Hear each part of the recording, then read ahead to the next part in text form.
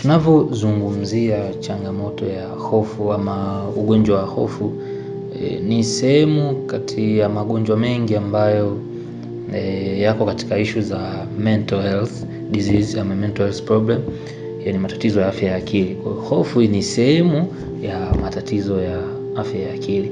Sasa watu wengi wamekuwa wahanga katika hili na hawajui namna gani wanaweza wakatokana ama wakakontrol shida ya hofu katika akili zao ama katika mambo yao. Sasa kuna njia kadhaa ambazo zinaweza kukusaidia kucontrol shida ya hofu. Tunapozungumzia kucontrol shida ya hofu ama namna ya kumanage hofu, tunamaanisha hapa ni zile njia zote ambazo zitakusaidia kupunguza ama kucontrol zile situation ama kucope zile issue zote ambazo zinakupa hofu, zinakupa uoga, lakini pia zinakufanya, kuna mwingine anapata kama hali ya kuchanganyikiwa anapohisi kitu fulani. Kwa hiyo hizi njia zitakusaidia wewe kupunguza kiasi cha hofu, lakini pia kucontrol vitu vyote ambavyo vinakupa uoga, vinakufanya upate wenge ili ushindwe mpaka unafikia hatua ya kushindwa kuperform katika majukumu yako ya kila siku. Njia hizi zimejigawa katika makundi mawili. Kundi la kwanza ni kundi ambalo sio lazima kutumia dawa. Ni kundi na ni pharmacological management tunaita, ambapo hapa moja kwa moja tunadili na lifestyle ama yani style yako ya maisha, lakini pia na zile psychological methods za kama psychotherapy fulani, yani tiba ya akili. Sasa tunakutibuje akili kupitia lifestyle yako. Kwa hiyo hapa tunaangalia vitu vifuatavyo. Cha kwanza katika njia hii ya pharmacological method ama lifestyle and psychological method, njia ya kwanza ambayo unaweza kufanya control of ni counseling and psychotherapy. Counseling and psychotherapy hapa moja kwa moja huyu mtu tunamtrain ama unakuwa trained au wewe mwenyewe unajitrain sasa kuhakikisha unakuwa una uelewa wa kile ambacho kinakupa mashaka ama mtazamo wote ambao unakufanya uwe na hofu. Kwa mfano unatazamia kitu fulani, lakini kile kitu kikifikiria kinakupa sana hofu, kwa sababu unakuwa trained ili kukielewa. Sasa ukishakielewa moja kwa moja ile hofu itakuwa imetoka, ambapo kupitia njia ya counseling and psychotherapy mtu huyu ataweza kufahamu mambo mawili. Moja, tutakufundisha ama utajifunza wewe mwenyewe kuidentify zile negative thoughts zote, yani kutambua mitazamo hasi yote ambayo hiyo mitazamo hasi itakufanya wewe upate hofu. Lakini kitu cha pili, hii njia ama ukiweza kujitrain katika eneo hili la counseling na psychotherapy itakusaidia wewe sasa kuweza kujua zile harmful thinking pattern, vitu vyote ambavyo ukivifikiria unahisi ni harmful kwako, vina madhara kwako. Sasa ni muda kuviexclude ama kuvitoa. Sasa unabaki na vitu ambavyo havikuletei madhara. Lakini kwenye counseling, maana counseling ni ushauri na saa. Kwa hiyo mtu huyu atapatiwa ushauri na saa. Sawa? Yaani ushauri na saa maana yake ni kile kitendo kati ya mnasii, mtu anayetoa ushauri, pamoja na anayetakiwa kunasiwa. Kwa hiyo kuna baina ya mazungumzo baina yao pale yanakuwepo, ambayo yanamfanya huyu mtu yeye waweze kuongea, na mazungumzo yale yatakuwa kwenye issue ya usiri baina ya wale watu wawili. Mpaka hapo muhusika mwenyewe atapotoa ruksa yale mazungumzo yatokee yaende kwa mtu mwingine. Lakini njia ya pili ni relaxation technique ama method ama njia ambazo zinakufanya urelax. Kuna njia nyingi sana. Miongoni mwao kuna watu wanafanya yale mazoezi ya kuvuta pumzi kwa nguvu, deep breathing. Mtu anavuta pumzi, mazoezi ya kuvuta pumzi kubwa haya yanasaidia kwa kiwango kikubwa sana kupunguza hofu. Lakini pia njia ya pili meditation hapa ni ile hali ya mtu kujitenga ama kupata muda wa kukaa mwenyewe na kufikiria kwa kina ukiwa peke yako. Hii itakusaidia wewe kuweza kufahamu nini ambacho unatakiwa kufanya kutokana na hilo jambo, lakini nini ambacho hutaki kukifanya kutokana na jambo ambalo linakukabili kwa wakati huo. Njia ya tatu hii wanatumia sana jinsia ya kike ya kufanya mazoezi yale ya yoga. Huwa yanasaidia sana kucontrol hofu ama mashida za hofu. Lakini kitu kingine Njia ya tatu ni physical exercise, mazoezi haya ya kawaida.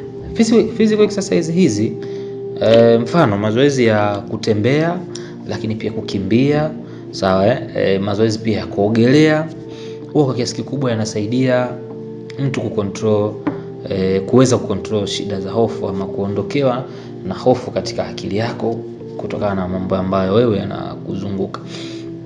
Ambapo hapa mtu anapofanya haya mazoezi mara kwa mara huwa yanasaidia ubongo kurelease ile chemical moja inaitwa endorphins chemical. Hii inasaidia kuimprove kiwango cha mood katika mwili. Kwa baada ya kutoka kwenye kiwango cha mood ya hofu unakujikuta kwenye mood nzuri ya kuweza kuperform kile ambacho ulitakiwa kukifanya na ile hofu inakuwa inashuka. Kwa hiyo kufanya mazoezi haya, kutembea, kukimbia, kuogelea, huwa yanasaidia sana kupunguza kiwango kikubwa cha mawazo katika akili yako. Njia nyingine tunasema health lifestyle. Lifestyle ambayo wewe sasa ina afya kwako kivipi? Mfano kulala, kupata muda wa kulala walau kwa masaa 6 mpaka 8 kwa siku, lakini pia kupendelea kula chakula mamlo kamili. Lakini pia kitu kingine ni kuepuka ama kupunguza kiwango cha matumizi ya kahawa katika vinywaji vyako vya kila siku ambavyo unatumia, basi kahawa iweze ipunguzwe kwa kiwango kikubwa au ujizuie kabisa. Lakini kitu cha mwisho na cha muhimu kwenye health lifestyle hapa ni muhimu wewe kupunguza muda mwingi kukaa kwenye screen. So, ni mfano kwenye simu ama TV kutizama kwa muda mrefu, kuperuzi kwa muda mrefu. Ni vizuri huo unajipa muda wa masaa kadhaa kuperuzi, then baada hapo unapata mapumziko.